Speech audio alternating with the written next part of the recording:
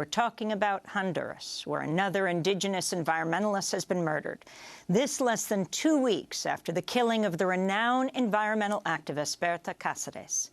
Nelson Garcia was shot to death Tuesday after returning home from helping indigenous people who'd been displaced in a mass eviction by Honduran security forces.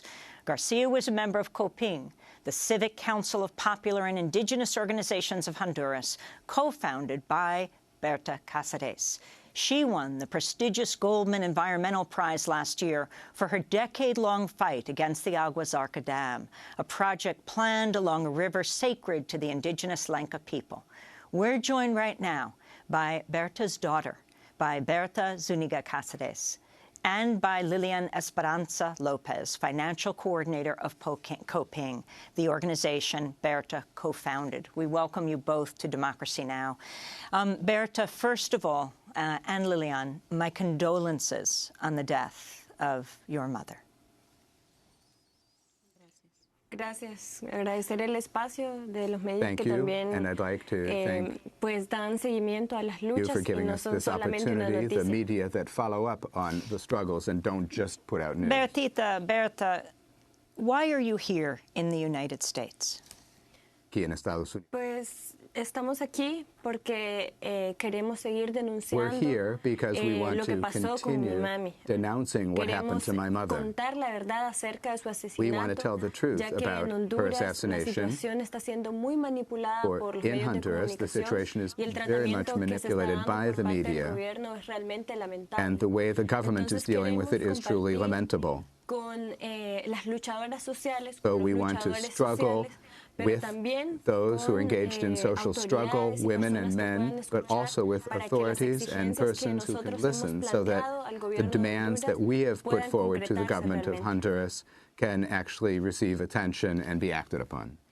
What are you demanding of the U.S. government?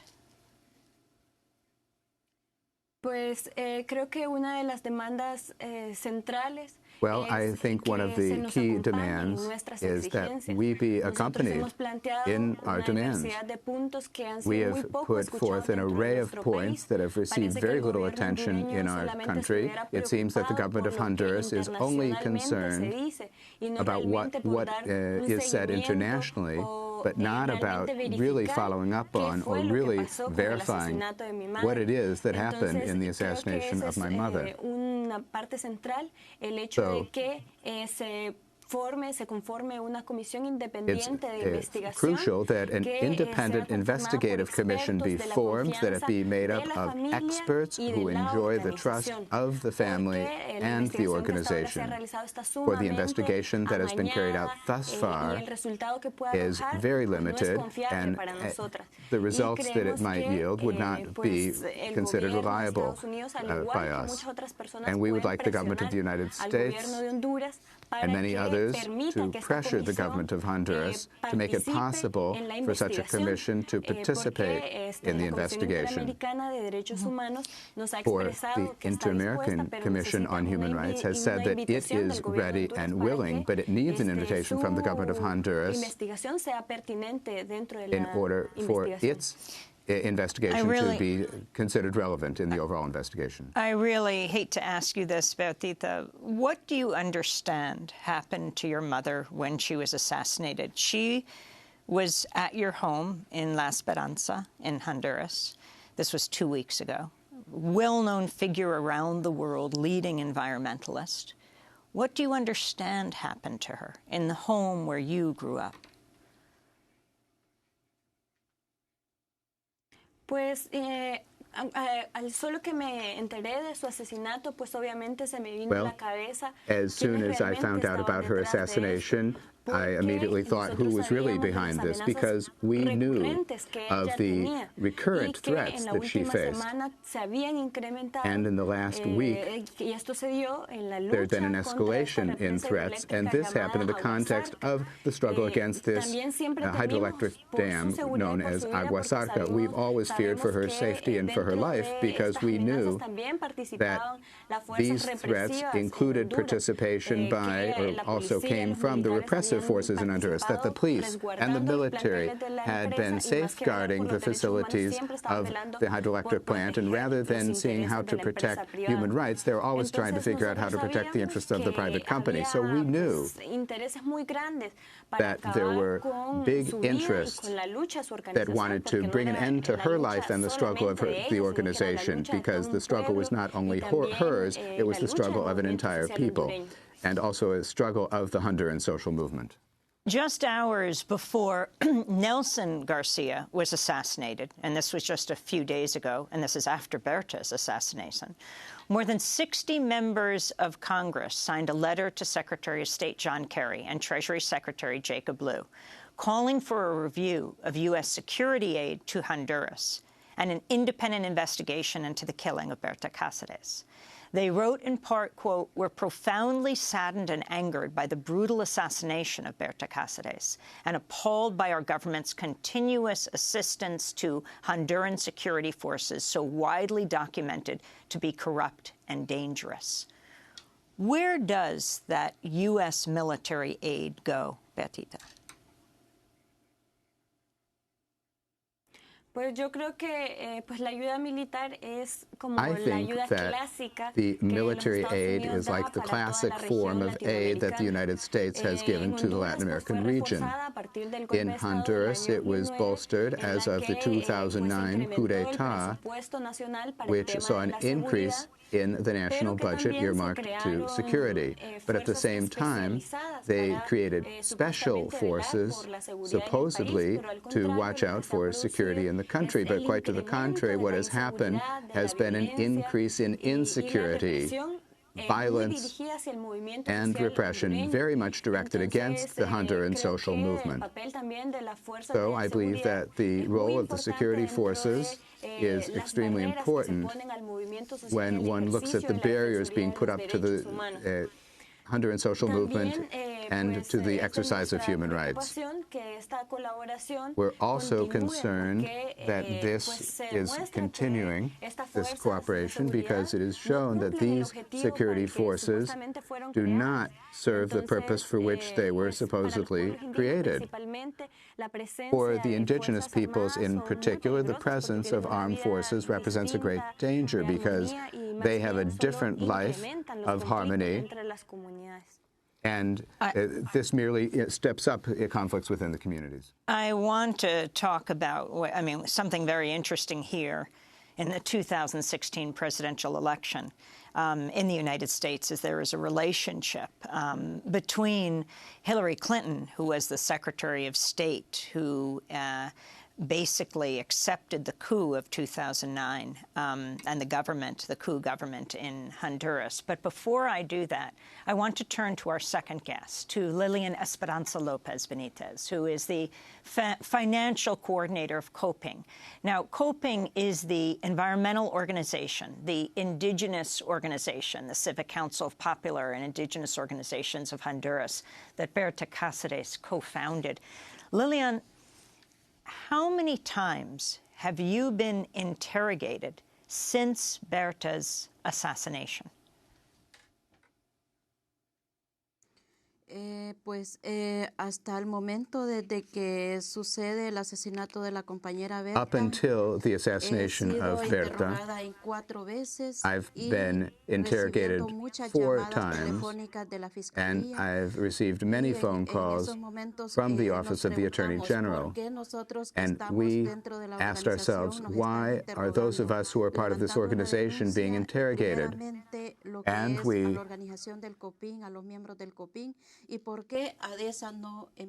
they are denouncing members of our organization, Copinh. We ask, why are they interrogating us? So they have interrogated you since Berta was killed? Sí. He estado días enteros en la fiscalía. Yes, I have been at the office of the prosecutor for whole days in interrogations. Why do you think they are questioning you? And who is doing it? Bueno, quienes nos interrogan es la fiscalía porque those who interrogate us or question us are the office of the prosecutor because they want to tie her assassination to some sort of internal problem,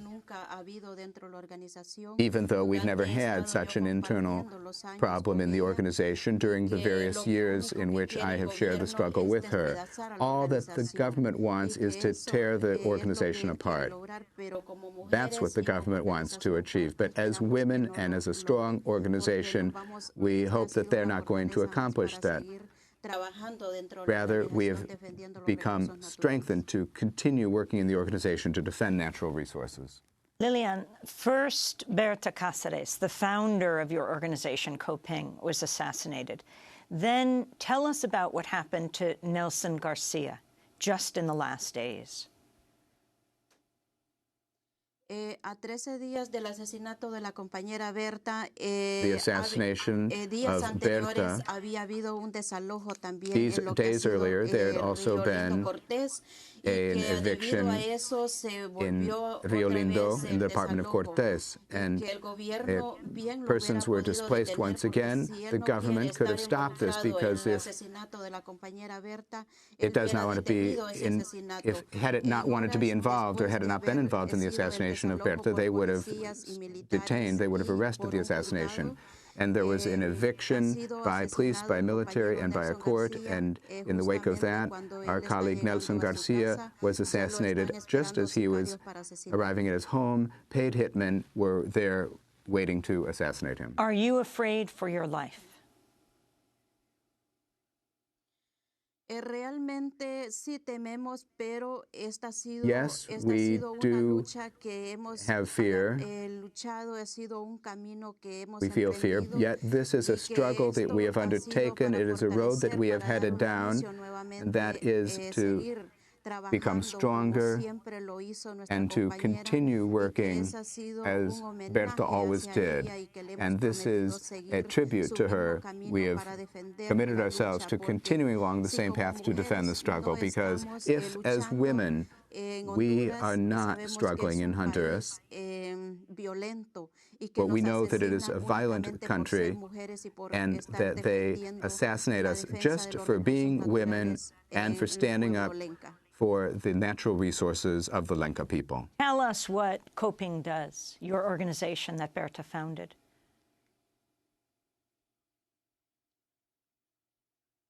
El Copinh hace 21 años que ha venido luchando. For the last 21 years has been struggling. On 27 March, that'll be 22 years. Copinh has been an organization that defends natural resources in the Lenca communities, because the Lenca communities have their own title, their own legal status. They are protected by ILO Convention 169. The only thing we do is support the Lenca communities to defend their own resources and their own rights. This is what we do as an organization, because many communities have had their lands taken from them. Their crops have been destroyed once the company comes into these communities. Those rights are not respected. And that is what the organization has done. It has undertaken a struggle as of a long time ago, and we're going to continue that struggle, knowing that our colleague Berta was assassinated and that many of us women might be assassinated in this effort, but the government will continue to bloody its hands with many women. What is your message, Lilian, to the U.S. government? ¿Cuál es su mensaje, Lilian, al gobierno? Mi mensaje sería que estos países que también están My message would be that these countries that are financing and the banks that are financing and providing this aid to the multinational companies should no longer do so, because due to this financing and due to these multinationals that are in our country, Honduras, Berta was assassinated, and many community leaders have been assassinated. They don't care But we continue to struggle, and they're not going to stop us women, they're not going to stop us, the Lenca people. We continue in going forward in this strong struggle in order to pay tribute to and honor our colleague, Berta. Berta Cáceres, again, Berta Cáceres' daughter, who has come to the United States. Talk about the dam your mother has fought against for so long, the Agua Zarca Dam, and what it actually does, why she was so fiercely opposed to it. Bueno, yo creo que la posición I believe that the position taken not only by my mother, but also by the Lenca indigenous people and the Honduran social movement is aimed at preserving the life of the communities and to preserve life, not only for ourselves, but for the entire world. It's very important to understand the difference between the worldview of the indigenous communities and an extractivist model that really means dispossession, pillage of the natural goods of nature, and, over time, the death of the communities and of their way of life. That is why my mother so fervently and so firmly opposed these projects, because they don't bring about the supposed development that they talk about. They really represent death for the communities. What role, Berta, did the coup play in 2009 in what has happened in these years that have ensued, the coup that ousted the democratically elected president of Honduras, Mel Zelaya? Pues yo creo que el papel que ha tenido es I think that the role of the coup is, well, the reason for the deaths of hundreds of activists and defenders of life. Because at the root of the problem that the indigenous peoples are facing is this: for it's since the coup that hundreds of concessions were given for hydroelectric exploitation, for mining, model cities were established, also sales of oxygen, and a number of projects aimed at dispossessing the population. So we are actually experiencing the coup d'etat now with the establishment of a whole series of projects that are strengthening an economic model that represents the pillage of the common goods of nature. So it is very significant, and we are seeing the consequences in the situations we're now experiencing. Since the coup, Honduras has become one of the most dangerous places in the world. A few days ago, we were speaking to Greg Grandin, who is a professor of history at New York University, and asked him about what Berta Cáceres said about Hillary Clinton's role in the 2009 coup when she was Secretary of State. In this clip, we hear Berta Cáceres and then the response by Greg Grandin. Juan Gonzalez and I were interviewing him. Cáceres appeared on the Argentine TV program Resumen Latinoamericano. We're coming out of a coup that we can't put behind us. We can't reverse it. It just kept going. And after, there was the issue of the elections. The same Hillary Clinton, in her book, Hard Choices, practically said what was going to happen in Honduras. This demonstrates the meddling of North Americans in our country. The return of the President Mel Zelaya became a secondary issue. There were going to be elections in Honduras. And he or she, Clinton, recognized that they didn't permit Mel Zelaya's return to the presidency. There were going to be elections, and the international community, officials, the government, the grand majority accepted this, even though we warned this was going to be very dangerous and that it would permit a barbarity, not only in Honduras, but in the rest of the continent, and we've been witnesses to this. That was Honduran environmental activist Berta Cáceres speaking in 2014. She was murdered last week in her home in La Esperanza in Honduras. Last year, she won the Goldman Environmental Prize. She's a leading environmentalist in the world, Professor Grandin. Yeah, and she criticizes Hillary Clinton's book, Hard Choices, where Clinton was holding up her actions in Honduras as an example of a clear-eyed pragmatism. I mean, that book is effectively a confession. Every other country in the world or in Latin America was demanding the restitution of democracy and the return of Manuel Zelaya. It was Clinton who basically relegated that to a secondary concern and insisted on elections, which had the effect of legitimizing and routinizing the coup regime, and creating the nightmare scenario that exists today. I mean, and it's also in her emails. The real scandal about the emails isn't the question about process. You know, she wanted to create an off-the-books communication thing that couldn't be FOIA'd. The real scandal about those emails are the content of the emails. She talks the process by which she works to delegitimate Zelaya and legitimate the elections, which Cáceres in that interview talks about what taken place under extreme militarized conditions, fraudulent, fig leaf of democracy, are all in the emails. And particularly, what does she say in them? Well, she talks about trying to work towards a movement towards legitimating, getting other countries, pressuring other countries to accept the results of the election and give up the demand that Zelaya be returned. And let's go to March 2010. This is Secretary of State Hillary Clinton traveling to meet with the Honduran president, Porfirio Pepe Lobo, whose election was boycotted by opponents of the coup that overthrew Zelaya. Hillary Clinton urged Latin American countries to normalize ties with the coup government. After this, we hear a response from Professor Greg Grandin. We think that Honduras has taken important and necessary steps that deserve the recognition and the normalization of relations. I have just sent a letter to the Congress of the United States notifying them that we will be restoring aid to Honduras. Other countries in the region say that they want to wait a while. I don't know what they're waiting for, but that's their right to wait. That was Secretary of State Hillary Clinton endorsing the coup. What is the trajectory of what happened then to the horror of this past week, the assassination of Berta Cáceres? Well, that's just one horror. I mean, hundreds of peasant activists and indigenous activists have been killed. Scores of gay rights activists have been killed. I mean, it's just a nightmare in Honduras. I mean, there's ways in which the coup regime basically threw up Honduras to transnational pillage.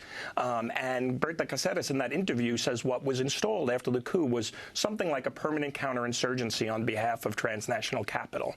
And that wouldn't have been possible if it were not for Hillary Clinton's normalization of that election. That's New York University Professor Greg Grandin responding to Secretary of State Hillary Clinton. And we heard Berta Cáceres herself talking about Clinton's role in the coup. We are with her daughter, Berta Zuniga Cáceres. Was your mother, after the coup, put on a death list in Honduras? Was she the #1 person on that list, Berta? Bueno, ella estaba dentro de las listas de las personas que She was figured on the lists of persons for whom the Inter-American Commission on Human Rights issued precautionary measures, and these precautionary measures were granted to persons who exercised major leadership in the movement opposing the coup d'etat. The entire organization, Copinh, was also one of the organizations that spoke out entirely against the coup d'etat. It participated in hundreds of mobilizations that were organized after the coup d'etat, and they always declared their opposition to this being called a presidential succession. Also, Copinh called for the population to not participate in elections which it thought should not be held because we were in a coup d'etat situation, and one could not say that that was any sort of democratic succession. Berta, finally, you've said your mother was not the first activist to be assassinated, and she won't be the last. Are you afraid for your life?